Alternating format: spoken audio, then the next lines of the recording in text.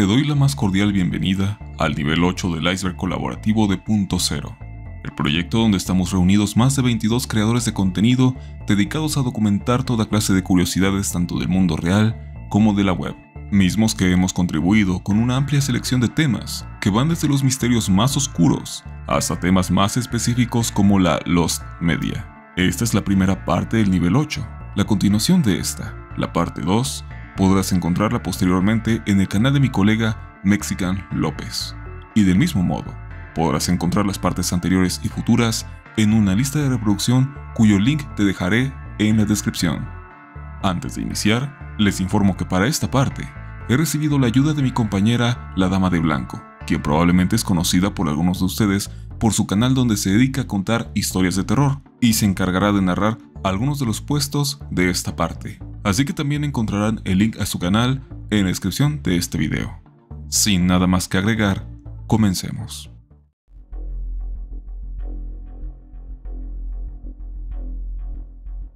Trent Pascal es el hombre que ves en pantalla, el cual pasaría a protagonizar uno de los episodios más oscuros que se recuerden aquí mismo en YouTube. El hombre de 48 años habría acabado con la vida de su esposa Savannah, de 30 años, en octubre de 2020, tras estar convencido de que ella le era infiel.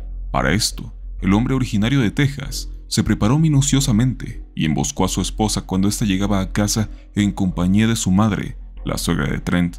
Según la investigación, Trent se habría escondido en la ducha para posteriormente saltar hacia ellas, dándole 2 disparos a Savannah en el estómago que resultaron fatales, y soltando uno más hacia la madre de la víctima, la cual milagrosamente logró escapar. Este caso, ya horrible por sí solo, pasaría un tanto desapercibido, de no ser por la existencia de una grabación hecha por Trent antes del macabro tiroteo. En el video publicado originalmente en un canal llamado Big Money T, el cual presuntamente sería la cuenta personal del victimario, se disculpa con sus hijos por lo que está a punto de hacer, pero diciendo que no tuvo opción, ya que tenía evidencia de los encuentros de su mujer con otros hombres, y sintetizándolo, como que lo estuvo tomando por un tonto. Inmediatamente después de haber cometido el crimen, Trent se contactó con la policía confesando lo ocurrido. No obstante, el sujeto intentó darse a la fuga, lo que resultó en algunas horas de búsqueda, hasta que finalmente fue encontrado y baleado por la policía, tras resistirse a soltar un arma que traía consigo. Este episodio resultó en la hospitalización custodiada de Trent, que derivó en un breve periodo de prisión, el cual sorteó pasado un tiempo, recibiendo libertad condicional, hasta huir de la ley en abril de 2021, tras quitarse el monitor del tobillo. En los primeros días del presente 2022, Trent fue encontrado por la policía al interior de un auto en Florida, pero cuando los agentes se acercaron al hombre, se disparó a sí mismo, pereciendo en la escena. Aunque evidentemente el video y canal original de Trent fueron eliminados de YouTube, hoy en día se pueden encontrar las resubidas muy fácilmente.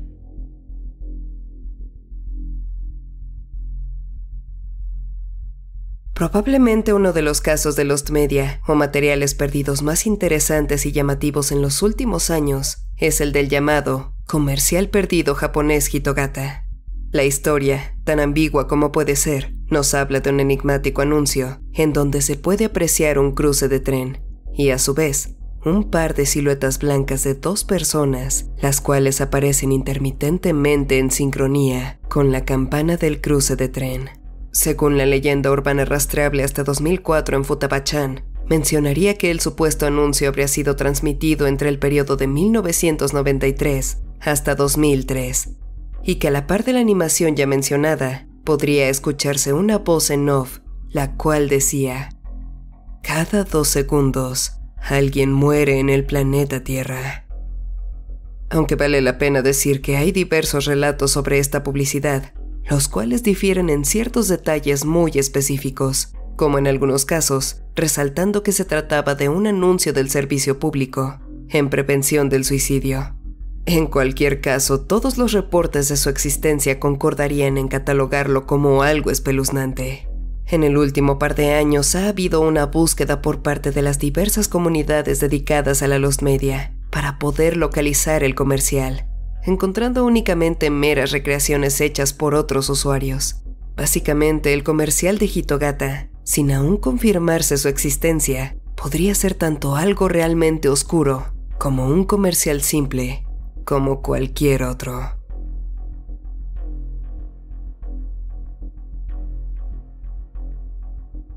Se dice que en 1981, en el marco de una convención comercial sobre videojuegos celebrada en Japón, Nintendo exhibiría algunos de sus más recientes y aclamados títulos como Sky Skipper y Donkey Kong, pero además mostraría una peculiar máquina arcade que solo sería mostrada en este evento, para luego desaparecer permanentemente sin volver a ser mencionada por nadie, sino hasta 2015, por medio de Hirosaku Tanaka, compositor de Nintendo y quien diseñó la placa de sonido para el título. Este juego, llamado tentativamente SpaceX, se trataría de uno de los proyectos más misteriosos de todo el mundo de los videojuegos, y del cual, más allá del tweet mencionado, solo se ha podido respaldar su existencia gracias al trabajo de conservación de la web Onitama TV, donde es posible apreciar un recorte de periódico del 1 de noviembre de 1981 que reportaba cosas del mencionado evento, mostrando a su vez la única imagen del título que se ha podido obtener hasta la fecha. En la misma, puede verse que el juego se trataba de un shooter espacial que recuerda mucho a Radar Scoop, otro título de Nintendo lanzado tan solo un año atrás. Eventualmente se pudo encontrar un pequeño gameplay del título extraído aparentemente de un noticiero de la televisora japonesa NHK que habría cubierto el evento, pero este mismo se encuentra en pésima calidad y no se pueden apreciar adecuadamente los detalles del fondo y las animaciones, hasta donde se podría teorizar. SpaceX sería uno de los juegos de su estilo más avanzados de la época gráficamente hablando. Sin embargo, muy probablemente, el motivo de su cancelación habría atendido a una decisión de Nintendo de enfocarse más en títulos como Donkey Kong, abandonando la temática de juegos espaciales, que estaba bastante saturada en ese momento. El 11 de marzo de 2021, el usuario de Twitter, Kenzo, compartiría un importante descubrimiento concerniente a la patente japonesa de SpaceX datada al 1 de diciembre de 1981. En ella, se explica el funcionamiento de la máquina y se menciona que el costo de la misma estaría muy por debajo a otros sistemas capaces de producir gráficos 3D en ese momento.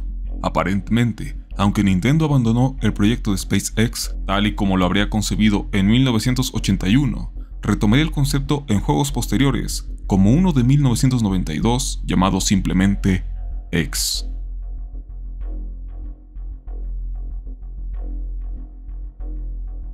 Una de las problemáticas más alarmantes, a la vez de denunciadas a las que se enfrenta YouTube hoy en día, es la existencia de múltiples canales de supuesto rescate animal, los cuales no son otra cosa que inescrupulosas fuentes de ingreso para personas que buscan lucrarse con el sufrimiento de seres vivos. Desde hace algunos años, diversos usuarios de la comunidad angloparlante ya han hecho videos sumamente documentados hablando sobre canales que, en principio, parecían realizar una labor desinteresada ayudando a animales, pero que evidentemente no son lo que parecen. Lo más evidente en esta clase de materiales son aquellas grabaciones en donde se aprecia a crías de perro o gato siendo amenazadas por animales salvajes como serpientes, en escenarios evidentemente armados, y donde deliberadamente se ha puesto a las especies a interactuar para poder tener tomas llamativas y dramáticas. Cuando se hace una comparativa entre videos grabados por fundaciones o auténticos benefactores de animales en contraste con lo mencionado aquí, se hace demasiado evidente cuando hay una intervención maliciosa con el único propósito de impactar al espectador y generar vistas desproporcionadas, trayendo por supuesto muy buenos ingresos. Desafortunadamente, pese a las múltiples denuncias hacia YouTube para que elimine estos contenidos maliciosos, la administración del sitio apenas si realiza esfuerzos por erradicarlo. Muy probablemente, se teoriza, dándoles inmunidad por lo lucrativo que es este tipo de contenido.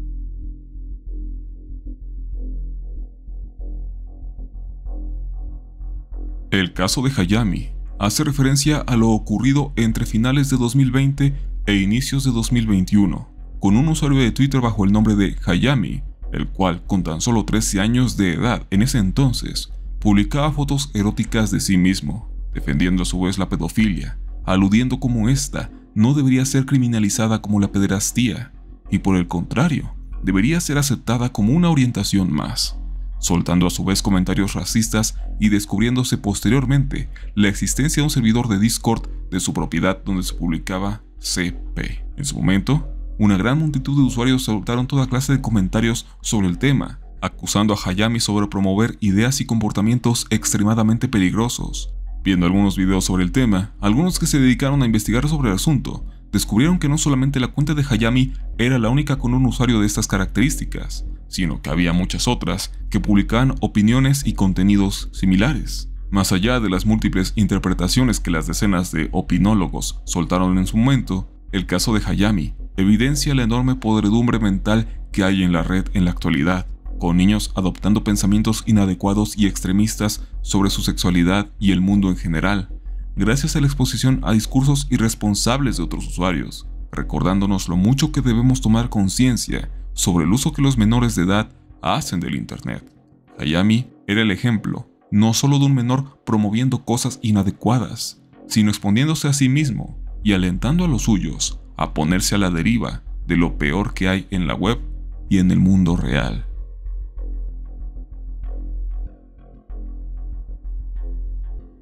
Piratas en el Callao es una película de 2005 originaria de Perú, inspirada en un libro homónimo y creada bajo animación 3D que en su momento, según se registra, tuvo un recibimiento aceptable tanto en su país de origen como en otras naciones de Latinoamérica. No obstante, en los años recientes, Internet se ha encargado de hacerla pedazos, llegando a ser considerada como una aberración equiparable a la mítica Bolívar el Héroe. La película, la cual nos narra las aventuras de un niño de 9 años llamado Alberto Cabello, que de su época, a mediados del siglo XX, viaja a la plena época de los bucaneros del siglo XVII, es sencillamente algo difícil de digerir. Pese a contar con una aceptable actuación de voz, su dirección artística y sobre todo modelados 3D quedan bastante por debajo incluso del estándar de la época. Además, el argumento, que bien se basa en un libro como he mencionado, realmente mete cosas un tanto fuera de lugar, resultando en un producto incómodo, por decirlo de la manera más amable. Incluso con el tipo de letra que se usa en el título, uno se atrevería a creer que fue un intento de robar algo del éxito de la cinta Piratas del Caribe, que estaba tan de moda en ese momento. Se dice que esta cinta prácticamente sepultó la animación en 3D en América Latina.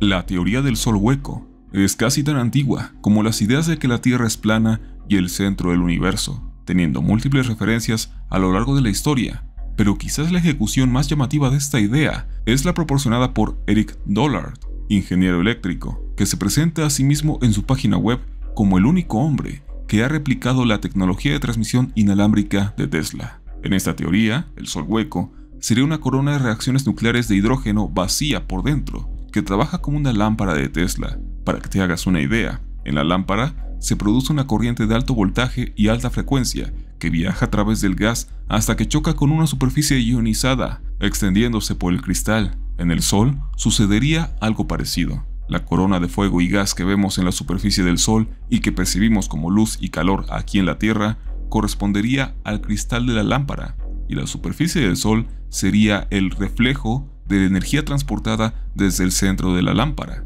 donde encontramos un electrodo altamente cargado de energía, y dicha energía, según Dollard, muy probablemente vendría de otra dimensión. El Sol entonces trabajaría como un transformador, convirtiendo la energía primaria en otra que podemos observar, medir y sentir. No obstante, él asegura que, aunque ya se sabe que el Sol es hueco, lo que no se sabe es qué hay dentro, y para esto hay múltiples teorías francamente descabelladas. Del mismo modo, se explica que las manchas solares serían el equivalente a las corrientes que se pueden ver en una lámpara de Tesla. Tan descabellado como esto puede sonar, la teoría del sol hueco tiene bastantes adeptos que basan su idea en muchas incógnitas auténticas que aún no hemos podido despejar de nuestra estrella madre. Realmente me gustaría ahondar un poco más en esto, pero debido a las limitaciones de tiempo, te invito a que busques información por tu cuenta.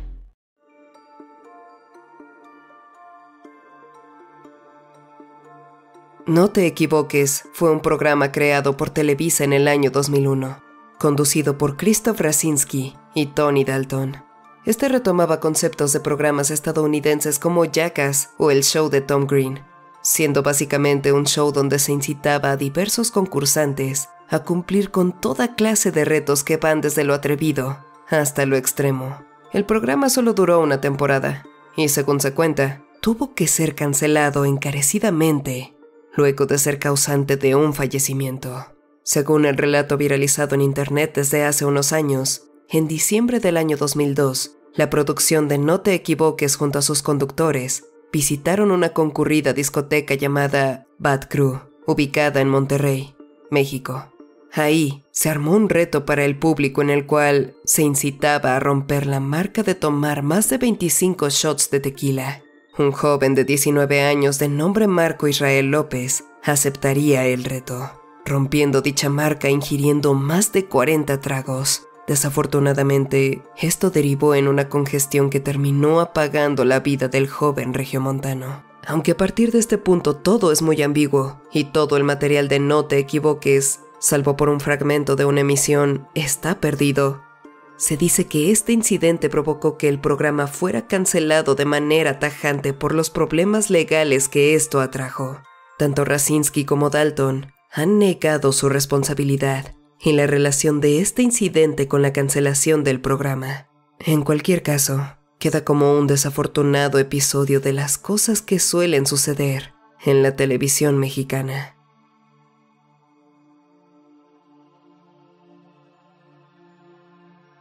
Egregor es un concepto pseudocientífico que hace referencia a la posibilidad de la manifestación de un efecto causado por el pensamiento colectivo, es decir, la posibilidad de que, a través de la conjunción de voluntades, se forme una entidad psíquica capaz de influir en la realidad.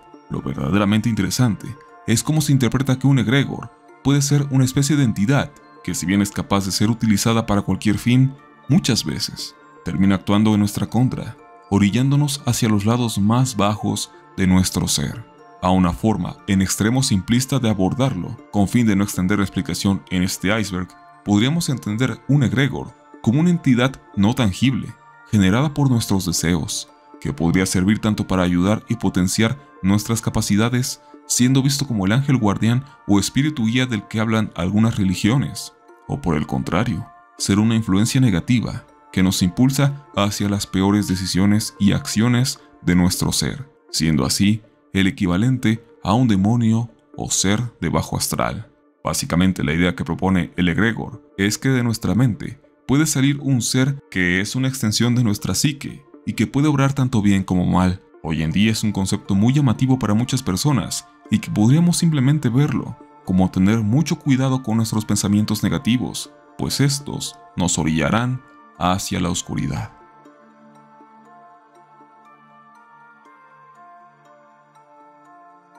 Aunque tradicionalmente hemos comprendido el periodo en el que existió el Tribunal del Santo Oficio de la Inquisición, o mejor conocido como la Inquisición Española, como aquel momento en donde la Iglesia abusó de su poder para ejecutar de las maneras más crueles a los herejes, blasfemos y demás criminales de la época, aludiendo a una representación exagerada de sus escrituras. En realidad, la existencia de esta institución atendió más a un motivo que podríamos considerar político. En 1478, los reyes católicos fundaron la famosa Inquisición con el fin de mantener el catolicismo más puro en todos sus territorios. Fue creada para actuar como tribunal, con el fin de descubrir y someter a juicio a los herejes. Esto conllevó al crecimiento del odio entre judíos y cristianos, ya que cuando una persona tenía una rencilla con algún vecino o conocido, lo acusaba directamente de ser judío para llevarlo a juicio y complicarle la vida. De este modo, aumentó notablemente el número de denuncias falsas y acusaciones por ser judío. Tanto el gobierno como los demás funcionarios proclamaban que era importante expandir el catolicismo real. Por ello, promulgaron leyes para prohibir los matrimonios mixtos entre cristianos y judíos, o judíos conversos, ya que ensuciaban la pureza de la sangre. A raíz de este rechazo continuo y creciente, muchos judíos que no renunciaron a su fe fueron exterminados o expulsados del país. Con ellos se fue buena parte de la cultura y de las tradiciones que hasta ese momento había en el territorio. Realmente, la Inquisición se creó por el miedo que tenían los cristianos a que los judíos se hicieran cada vez más numerosos y les quitasen el poder. Los judíos eran una amenaza para la monarquía y los reyes católicos vieron en la Inquisición el medio para eliminar la fuente de uno de sus mayores problemas. Además, en el siglo VIII, el territorio que hoy ocupa España estaba en guerra con Italia y hacía poco que había conquistado Granada. por lo que la situación de precariedad económica era generalizada en la mayoría de la población, como la comunidad judía tenía una mejor posición socioeconómica. Los reyes católicos tenían miedo a una protesta popular, por lo que la expulsión de los judíos supuso el fin de ese problema y la adquisición de las propiedades tras su desaparecimiento. Sin poder ahondar mucho en los métodos de ejecución tan brutales y característicos de ese periodo, la Inquisición queda como evidencia de lo que un exacerbado juego de poderes puede llegar a provocar.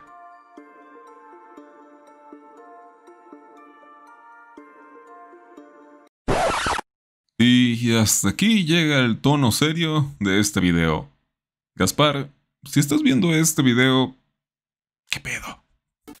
Esto, aparentemente, solo hace referencia a una peculiar entrada en un sitio web periodístico llamado Odyssey, en la cual, quizás a modo de sátira, se nos enlistan a 7 bonitos perritos bebé que supuestamente estarían ligados a asuntos sumamente turbios, desde uno que se dedica a desenmascarar la infiltración de las fuerzas satánicas en la iglesia, otro que es un jodidamente tierno caníbal devorador de cachorros, una sobreviviente del MK Ultra, hasta un endemoniadamente apachurrable asesino a sueldo. Estos perritos encarnarían lo peor que el rincón más oscuro de internet tiene para ofrecer por medio de su infinita lindura.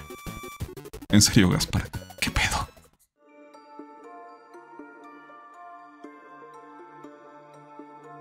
Muy similar al caso de los videos de falso rescate animal.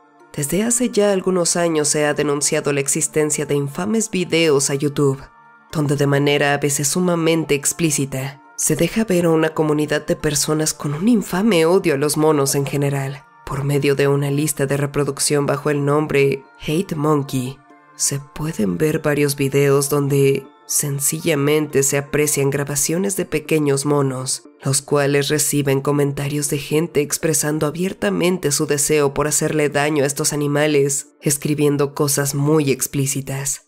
Desafortunadamente no termina aquí. Si bien algunos de los videos son simplemente grabaciones de monos sin hacer mucho en especial, otras son registros de momentos bastante escabrosos, donde directamente estos están sufriendo algún tipo de situación derivada de su propio ambiente, o de la intervención de un ser humano. En cualquier caso, el círculo del Hate Monkey es una comunidad que se regodea en el sufrimiento de estas especies y no dudan en demostrarlo. No obstante, el motivo de que muchos de estos videos y su respectiva lista de reproducción no hayan sido dados de baja del sitio atiende a que mucho del material es documentativo y técnicamente no infringe las normas de la comunidad, siendo, hasta el día de hoy, uno de los rincones más degenerados que se pueden encontrar en YouTube, y que parece no será eliminado nunca.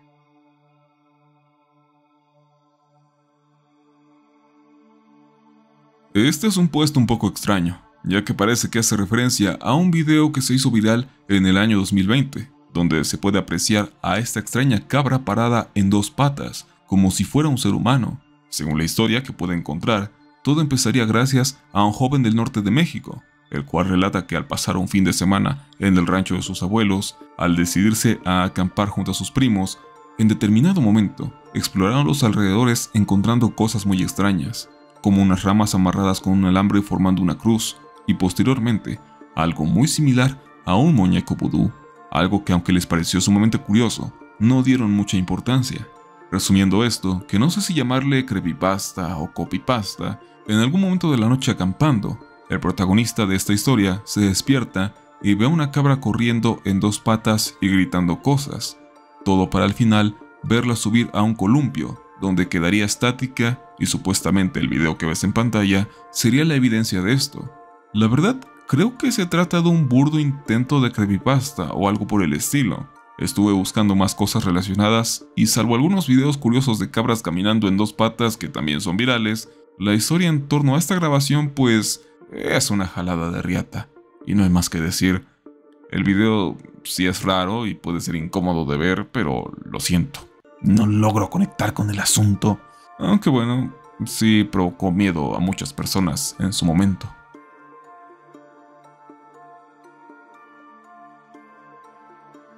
Fripp Se trata de un sitio web que ofrece una amplia variedad de videojuegos simples y completamente gratis, la clase de cosas que te saldrían al buscar juegos gratis en Google. Como cabría de esperar, estos juegos son muy básicos, sin muchas pretensiones y aptos para personas de todas las edades. No obstante, según se dice, el sitio tendría alojados juegos mucho más oscuros y extraños, a los cuales solo se podría acceder en circunstancias muy específicas. En primera instancia, tendríamos los Late Night Games, que serían juegos sangrientos de acción con violencia inescrupulosa, matanza o personajes con poca ropa, que eran habilitados en el horario de 9 de la noche hasta las 5 de la mañana, donde tentativamente no debería haber niños usando internet. Aunque pude encontrar algunos de los videos viejos de los juegos extraños que estaban alojados en esta web, al darle una revisada por mi propia cuenta no encontré algo relevante. Probablemente el sitio haya cambiado y haya quitado estos juegos de la actualidad. En cualquier caso, realmente me sorprende la amplia comunidad de personas que discutían sobre los secretos de Fripp hace más de 10 años, y cómo el tema de sus juegos ocultos era tomado tan seriamente. Supongo que sí era un tanto peculiar que una web de estas características tuviera un apartado tan especial.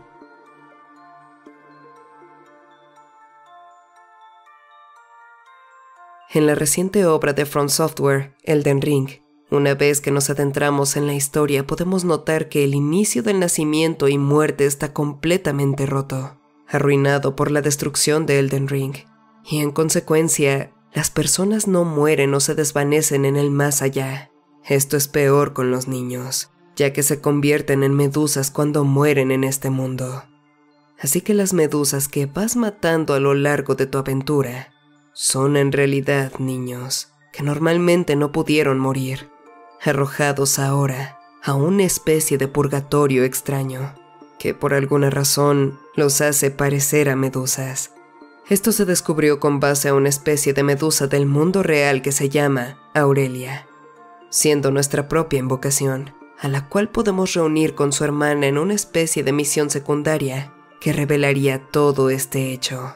Es algo bastante difícil de digerir, y más teniendo en cuenta que está súper escondido en todo el lore del videojuego. Pero definitivamente es más que alucinante.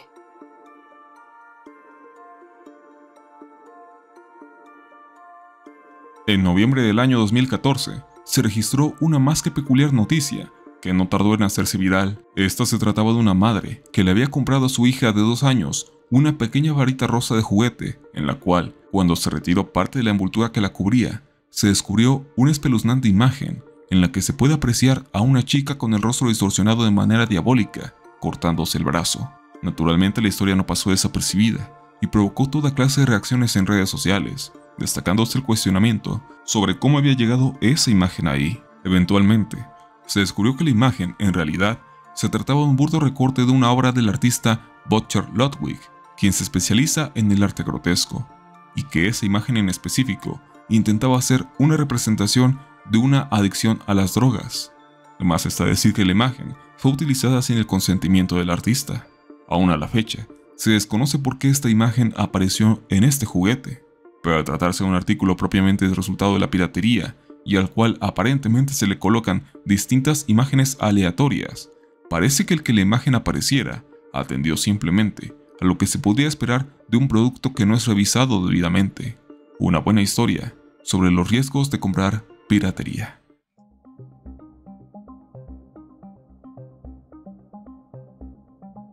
Uno de los casos de material perdido más delirante que se puede encontrar es el que involucra una película experimental de John Lennon, realizada en compañía de Yoko Ono, la cual nunca logró ver la luz pública, a pesar de haber tenido algunas proyecciones privadas. El filme llamado Self-Portrait consistía básicamente de 42 minutos, donde se enfocaba el miembro del mítico cantante de los Beatles, el cual permanecía mayormente inerte durante todo el metraje. A decir de los desafortunados que vieron esta cinta, entre los cuales se encuentran algunos críticos de cine, el trabajo era realmente incómodo y desesperante, sobre todo porque en las tomas finales se puede ver un líquido blanco emergiendo del miembro de Lennon. Se trata de un completo sinsentido en toda regla. La película nunca ha sido exhibida, y se cree que todavía está resguardada por Yoko Ono, quien no la ha liberado, al considerar que el trabajo no es perfecto, lo que sea que signifique para ella la perfección.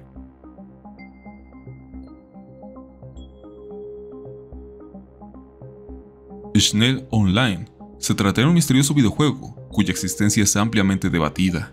Se trataba de un juego en blanco y negro en formato online, con un gameplay muy parecido al mítico Worlds.com, pero más ambiguo y bizarro. Un usuario, en un hilo genérico de icebergs de conspiración, había mencionado a Schnell Online como un título multijugador similar a Second Life o el ya mencionado Worlds.com. Las imágenes eran de un usuario con un avatar muy extraño, como garabateado, iniciando sesión, caminando por una habitación 3D y hablando con alguien del chat.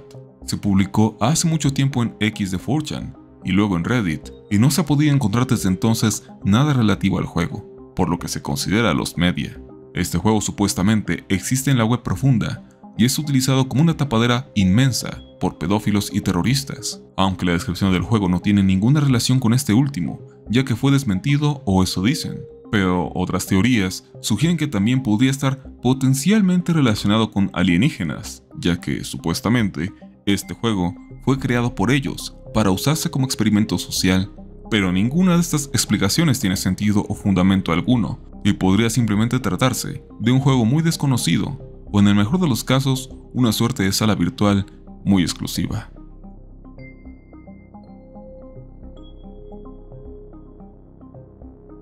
Smile HD es un video creado por Mr. Davey, fan de My Little Pony, donde Pinkie Pie deja de ser una pony normal y lo único que quiere es matar a sus amigas. El video fue bastante popular en su momento, tanto por involucrar a la serie de My Little Pony, que dicho sea de paso, tiene un fandom bastante amplio, como porque realmente era un tanto demencial. Pinkie Pie acababa con la vida de sus amigas de forma muy gráfica, invadida por una completa locura, que logra ser detenida momentáneamente por Fluttershy, hasta que es víctima de una gigantesca bola de energía, muy al estilo de Dragon Ball. En su momento se decía que era un video muy traumante, aunque quizás la forma en la que ha envejecido hoy en día luce como simple shitpost.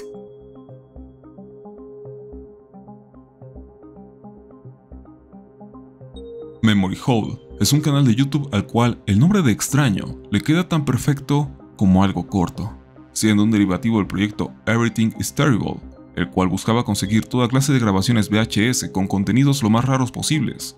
Memory Hole recopila videos rechazados del programa America's Funniest Home Videos, estando activo desde el año 2014 hasta enero de 2021. Quizás lo más curioso de Memory Hole es cómo se fue haciendo de una fama de ser un canal de contenido extraño tirando a lo perturbador. Sin embargo, viéndolo con completa objetividad, si bien muchas de las grabaciones son realmente raras y se acentúan por esa mala calidad del VHS, en realidad se trata de momentos diversamente cómicos e incómodos de personas que, en el mejor de los casos, intentaban compartir en televisión sus momentos más bochornosos y divertidos. Realmente hay cosas que no pueden considerarse cómicas y se entiende que fuesen rechazadas del programa al que pretendían llegar, pero hoy en día queda como una muestra de un tiempo pasado con personas intentando destacar a la vez de pasar un buen rato. Testimonio de tiempos que no volverán.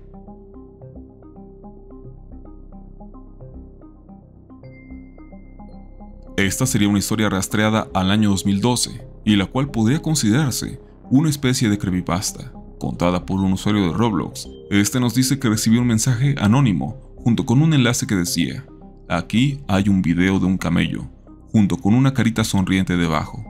El enlace era de un video de YouTube que ya estaba eliminado. Después de unos minutos, quien relata la historia cuenta que en los foros de Roblox se publicaban mensajes advirtiendo de un mensaje de spam donde venía un video titulado CamelSlaughter.mp4. El video era de un camello al cual le apuñalan el cuello varias veces, mientras la sangre derrama por el suelo, chillando y retorciéndose de dolor. Lo verdaderamente curioso de este asunto es que, de hecho, se pueden encontrar muchos videos de sacrificios de camellos exactamente con esta descripción, incluso en el propio YouTube, que son efectivamente gráficos e incluso podrían ser traumantes para algunas personas. Es una creepypasta tan ambigua sobre un evento tan fortuito, pero que puede conducir a cosas ciertamente desagradables.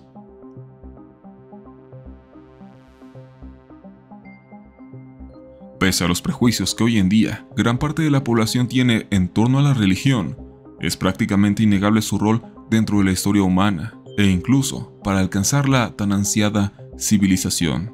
Tomemos como ejemplo el antiguo santuario Göbekli Tepe, ubicado en el hoy territorio de Turquía. Levantado en el punto más alto de una extensa cadena montañosa situada a unos 15 kilómetros al nordeste de la ciudad de Sanliurfa, tiene más del doble de edad de Stonehenge y altera por completo nuestras ideas sobre el desarrollo humano y la agricultura. Esto interrumpe nuestros pensamientos sobre cómo comenzó la civilización y cómo se construyeron las ciudades. Pensamos que los templos se construyeron como consecuencia de la civilización, pero Göbekli Tepe da la impresión de que podrían haber construido una ciudad alrededor del templo.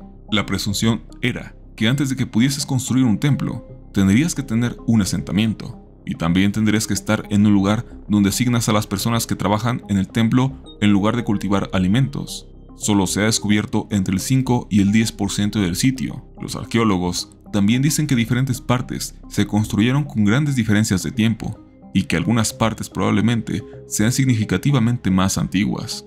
Ese lugar realmente estimula la imaginación, porque el pensamiento clásico dice que la gente habría tenido la revolución agrícola y luego se habría establecido como un templo para la religión centralizada.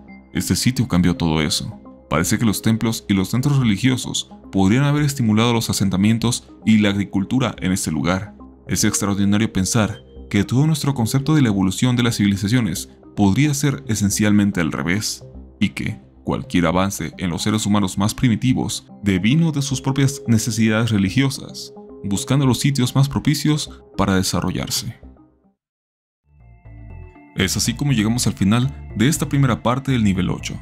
Agradezco a la Dama de Blanco por su colaboración para este video. Te reitero que podrás encontrar las demás partes del iceberg de Punto Cero en la descripción de este video.